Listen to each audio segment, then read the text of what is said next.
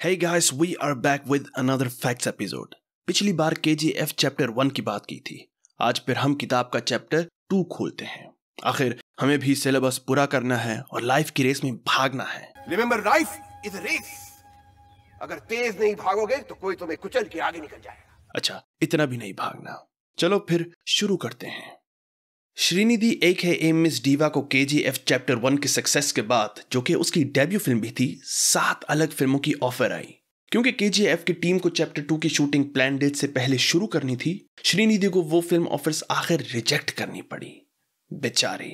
But it would be interesting to know which films she rejected. आखिर 2018 और 2022 के दौरान और भी बढ़िया फिल्में निकली थी. चलो कोई नहीं, गुजरे हुए वक्त के पीछे नहीं भागते. और श्रीनिधि की अगली फिल्म कोबरा भी एंड ऑफ अगस्त रिलीज होगी है, तो देखना मत भूलिएगा.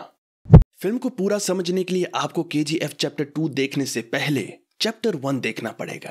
क्योंकि जब डायरेक्टर प्रशांत नील KGF लिख रहा था तो उसकी वर्जन में एक कहानी थी जो वो एक ही इंस्टॉलमेंट में देखना चाहता था.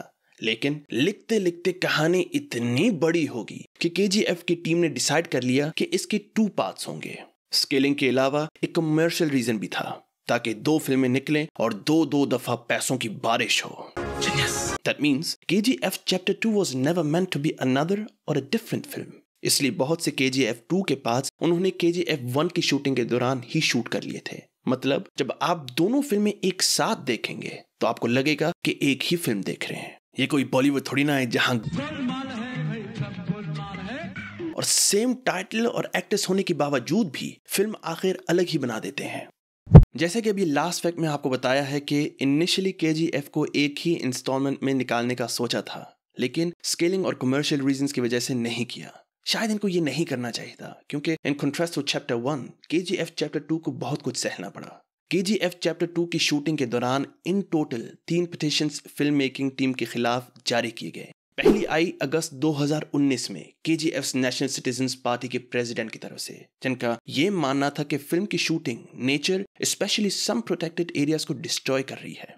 उसके बाद 2020 में जब संजय दत्त शूटिंग शुरू करने वाला था, एक पिटीशन दत्त साहब के खिलाफ आई उसके मुंबई ब्लास्ट के इन्वॉल्वमेंट की वजह से. भाई ने सरेंडर भी कर लिया, जेल भी काट ली, रिसोशलाइजेशन भी कर ली, लेकिन लोग अभी तक उसका गला नहीं छोड़ना चाहते. कुछ तो लोग कहेंगे लोगों का काम है कहना. और जैसे कि आजकल बॉयकॉट का ट्रेंड चल रहा है, वैसे ही पिटीशन के ट्रेंड ने फिल्म को रिलीज होने के बाद भी नहीं छोड़ा. आखिरी पिटीशन मई 2022 में निकली for glorifying smoking in the film. हालांकि KGF टीम हर पिटीशन के खिलाफ जीत पाई, लेकिन इस सब की वजह से और कोरोना की वजह से भी फिल्म की रिलीज डिले पे डिले होती गई और आखिर प्लान डेट अक्टूबर 2020 के बजाय अप्रैल 2022 को रिलीज हुई. शायद इस डिले की वजह से ही लोगों को लगा होगा कि ये कोई और सब्जेक्ट पर मूवी निकाल रहे हैं. बहुत से लोगों ने KGF 1 के रिलीज होने के बाद और KGF 2 के रिलीज होने से पहले यश से पूछा कि उस पे कोई प्रेशर नहीं था. आखिर RRR भी 2022 में निकली है और KGF 1 ने भी एक ट्रेडमार्क सेट कर लिया हुआ था. But for Yash there was no pressure, बल्कि खुशी थी इस फिल्म में काम करने की, और अगर ऑडियंस को पसंद आई तो वो खुद ही इस फिल्म को प्रमोट कर देंगे. I don't know, I don't look at it as a pressure, it's a pleasure. And he was absolutely right. After KGF 1 broke all the records, KGF 2 broke even more records on different levels.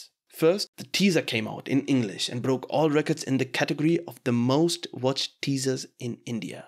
Then, the trailer was launched, and this too broke all the records by becoming the most watched trailer in India within 24 hours with 109 million views. And if that wasn't enough, खुद film ने भी KGF 1 का record तोड़ा. जहां KGF 1 ने एक 80 करोड़ के budget में 250 करोड़ की कमाई की, वहां KGF 2 ने 100 करोड़ के बजट में 1250 करोड़ की कमाई की. पैसा ही पैसा होगा. मतलब यश की वर्ड टू माउथ टैक्टिक सही निकली. आखिर यश ने शाहरुख भाई से सही सीखा. जो धंधे के लिए सही वो सही, जो धंधे के लिए गलत वो गलत. इससे ज्यादा कभी सोचा नहीं.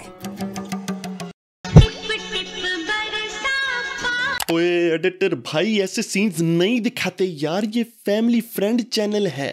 लेकिन टिप टिप से तो आपको पता चल गया होगा कि हम रवीना टंडन AKA मिस अखियों से गोली मारे के बारे में बात करने वाले हैं. रवीना का फिल्म में एक सख्त पॉलिटिशियन का रोल है, जो कि उसने पूरी मेहनत के साथ अदा किया है और ये ऑडियंस को पसंद भी आया है. लेकिन क्या आपको पता था कि इस रोल को प्रशांत नील ने पूरा एडिट नहीं किया हुआ था जब उसने रवीना को इस रोल के लिए अप्रोच किया था? इसलिए रवीना शुरू में थोड़ा रिजर्व थी क्योंकि उसको नहीं पता था कि आखिर में ये रोल 2 सीन्स या मल्टीपल सीन्स का होगा। लेकिन क्योंकि उसको प्रशांत नील के क्राफ्ट पे कॉन्फिडेंस था, उसने इवेंचुअली हाँ कर दी। सीन्स तो 2 से ज्यादा हुए, लेकिन मानना पड़ेगा कि मैम रिस्क लेना जानती हैं। इसके बजाय रवीना साउथ फिल्म में शौक से काम करती हैं क्योंकि साउथ फिल्म मेकर अपने रूट्स नहीं भूले और अभी तक अपने रिचुअल्स, कल्चर और ट्रेडिशंस यानी परंपरा अच्छे तरीके से दिखाते हैं, नॉट लाइक बॉलीवुड जो अभी तक हॉलीवुड की नकल करने में लगे हुए हैं। In her opinion, it's these roots which make South Indian films more successful than those coming from the Hindi film industry nowadays. So, that's for today's episode. क्या आप सब facts जानते थे? If yes, तो आप जीते और हम हारे. And if you know more facts, then let us know in the comment section. Don't forget to like and subscribe to our channel and to share it with your friends and family. See you next time.